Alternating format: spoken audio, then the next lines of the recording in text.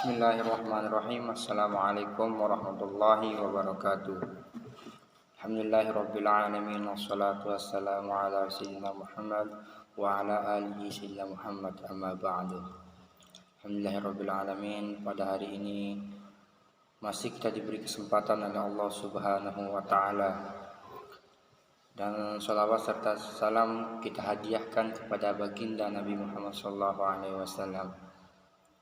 Baiklah, pada pertemuan kali ini di sini kita akan membahas tentang sholat. Adapun sholat itu adalah salah satu rukun Islam yang ketiga daripada rukun Islam. Sholat ini adalah perintah dari Allah Subhanahu wa taala, yang dimana di dalam Al-Quran dijelaskan dalam surah Al-Baqarah, Bismillahirrahmanirrahim, wa aqimus sholata wa atuz zakata warka'u ma'ar raki'in. Dan dirikanlah sholat dan tunaikanlah zakat dan rukulah bersama orang-orang yang ruku. Jadi dalam firman Allah Subhanahu wa taala ini, orang-orang mukmin yang beriman kepada Allah Subhanahu wa taala atau yang beragama Islam wajib untuk melakukan atau untuk mendirikan atau melaksanakan daripada sholat ini.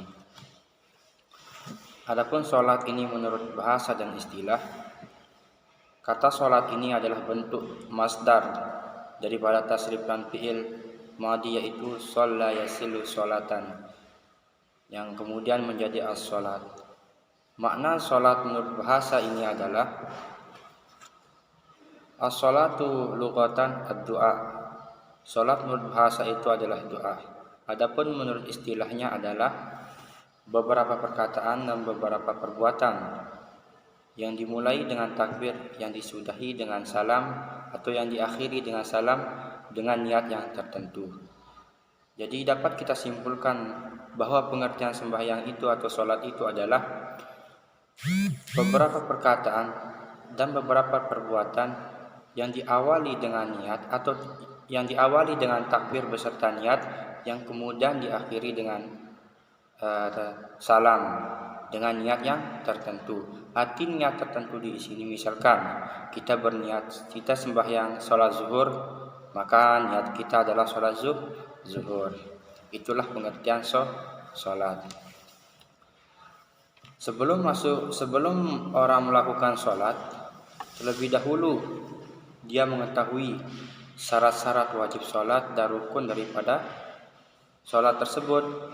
Apabila syarat dan rukun ini tidak terlaksana, maka secara otomatis sholat yang kita lakukan itu maka tidak dianggap sah dalam ajaran Islam. Oleh karena itu di sini pengertian daripada syarat wajib daripada sholat itu adalah yang pertama al-Islam, yaitu beragama Islam. Maksudnya orang-orang kafir ataupun orang-orang non-muslim tidak bisa melaksanakan sholat itu. Kenapa? Karena dia belum memeluk agama Islam. Orang kafir bisa dia melaksanakan sholat apabila dia sudah melakukan dua kalimat syahadat ataupun dia masuk Islam, maka di situ dibebani atau diwajibkan dia melaksanakan sholat. Yang kedua, syarat wajib sholat itu adalah al-aqlu, yaitu berakal. Harus berakal. Jika orang gila melakukan sholat atau orang majnun melaksanakan sholat ini, maka tidak diterima sholatnya karena dia tidak berakal. Orang gila itu kan akalnya kurang atau dia tidak berakal. Oleh karena itu dia tidak dibebani atau tidak diwajibkan untuk melakukan sholat. Yang ketiga, syarat wajib sholat itu adalah balik, sudah balik. Orang yang belum balik tidak diwajibkan untuk melakukan sholat. Kenapa? Karena dia belum balik. Kalau dia udah balik seseorang itu, atau bahasa lainnya itu mukallaf, maka dia diwajibkan untuk melakukan sholat. Yang tiga itu adalah syarat wajib daripada sholat. Adapun sholat fardu itu yang difardukan itu adalah 5 banyaknya ya. Sholat fardu itu ada sholat fardu, ada sholat sunnah. Yang fardu ini wajib kita lakukan. Apabila kita meninggalkan sholat fardu, maka secara otomatis kita akan mendapatkan dosa karena kita meninggalkan kewajiban, begitu ya. Adapun sholat yang difardukan itu adalah 5. Yang pertama sholat zuhur, yang kedua sholat asyar, yang ketiga sholat maghrib, yang keempat sholat isya, yang kelima atau yang terakhir itu adalah sholat subuh. Nah, yang 5 ini adalah yang difardukan atau yang diwajibkan orang mukmin untuk melaksanakannya. Baiklah, adapun rukun daripada sholat itu adalah 18. Itu rukun sholat. Jadi jika seseorang itu meninggalkan rukun sholat itu, maka sholatnya itu tidak dianggap atau tidak sah. Lam yasihhus sholatuhu, maka tidak sah oleh sholatnya.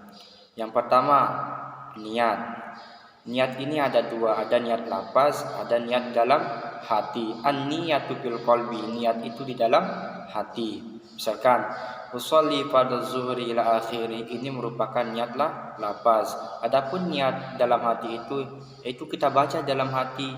Nah, kemudian takbiratul ihram, setelah takbiratul ihram kemudian berdiri beserta mampu, membaca Al-Fatihah, kemudian lafaz bismillah, kemudian setelah bismillah ayat, ruku, thama'ninah, i'tidal, tasyahud awal, tasyahud akhir, salam pertama. Itulah bagian daripada rukun sholat. Adapun yang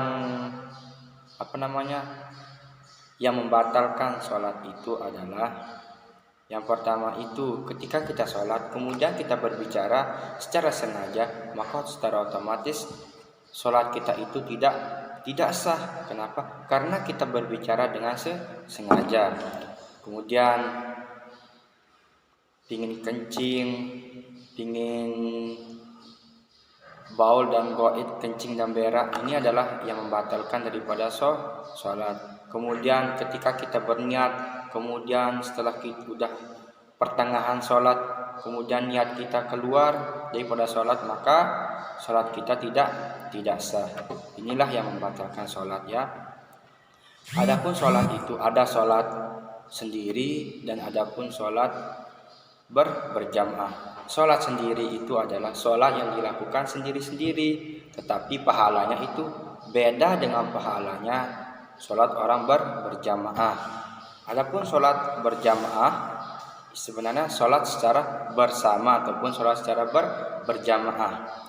Sholat secara berjamaah itu adalah sholat yang dilakukan minimal 2 orang, yang satu menjadi imam, yang satu itu menjadi makmum. Itulah yang dinamakan sholat secara berjamaah. Di dalam hadis Nabi Shallallahu Alaihi Wasallam bersabda, as-sholatul jamaah afdalu min sholatil fardhi al munfarid bisa ba'ina darajat. Sholat berjamaah itu lebih afdal atau lebih utama dikerjakan daripada sholat sendiri dengan 27 derajat. Itulah beda pahalanya sholat berjamaah dan sholat sendiri. Jadi lakukanlah sholat berjamaah. Jadi bisa dibilang sholat berjamaah akan mendapatkan 20 derajat, sedangkan sholat sendiri akan mendapatkan 1 derajat. Jauh beda 26 derajat. Mungkin hanya ini yang bisa saya sampaikan dari materi itu. Bagi materi tentang sholat ini kurang dan lebihnya. Sekian, wassalamualaikum warahmatullahi wabarakatuh.